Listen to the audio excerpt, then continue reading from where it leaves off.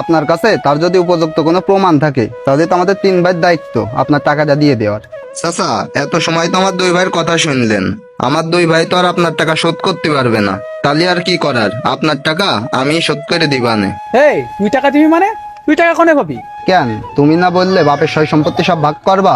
আমার যে ভাগ আমি বেঁচে কিনে চাচার টাকা শোধ করবো।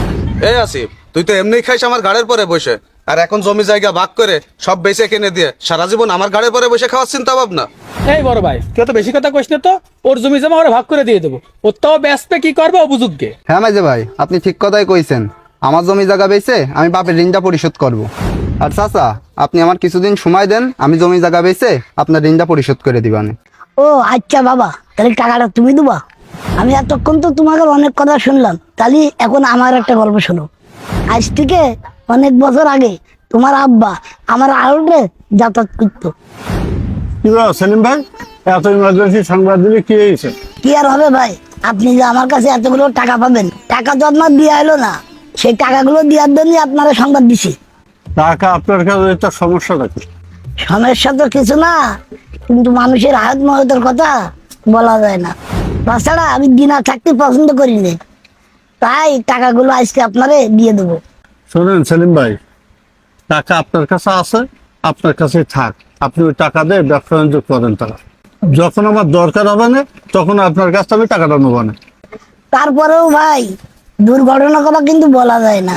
সেলিম ভাই শোনেন, আপনার প্রতি আমার একটা বিশ্বাস আছে।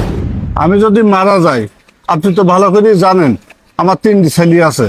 আমার 3 ছেলের ভিতরে যার যোগ্য মনে হয় তার কাছে টাকাটা দিয়ে দেবেন। বাবারা, তোমরা তো সবই শুনলে। 10 লাখ টাকা তোমার বাপ আমার কাছ থেকে নিবি, তোমার বাপের কাছ থেকে আমি নিছিলাম। সেই টাকাটা দেওয়ার জন্য আমি এখানে আইছি। এটা তো খুব ভালো কথা, তাহলে তো টাকাটা আমরাই পাবো। তা চাচা, টাকাটা কি এখনই দিবেন নাকি পরে দিবেন? বড় ভাই পরে দেবে কেন? চাচা, টাকাটা আপনি এখন দিয়ে দেন, আমরা 3 ভাই মিলে সমান ভাগ করে নি। মানে কি কইস বড় ভাই? না বাবারা, টাকাটা তোমাকে 3 বারে দিতে পারবো না। তোমার বাপের আমি কথা দিছিলাম, তোমাকে 3 বার ভিতরে যে যোগ্য টাকাটা আমি তারে দেবো। আমার হিসেবে তোমাকে 3 বার মধ্যে তোমাকে ছোট ভাইটা এলো যোগ্য, তাই আমি টাকাটা ওরাতেই দেবো। চাচা, আপনি কি কথা করছেন? টাকাটা হচ্ছে আমাদের বাপের, আর এই টাকার ভাগ আমাদের 3 ভাইয়েরই সমান। আপনি টাকাটা আমাদের 3 ভাই দেবেন, তা না দিয়ে একজনটা কি জন্য দেবেন? হাই রে বাবারা, এখন 3 জন টাকাটা সমান ভাগ করে নিচ্ছ। যখন দিনার কথা বললাম তখন 2 ভাই অস্বীকার করিনি। যখন তোমাদের বাপের দিনারা ছোট ভাই দিতে যাচ্ছে, তখন তোমাকে ছোট ভাই আমার চোখের যোগ্য, তাই আমি টাকাটা ওর কাছেই দেবো।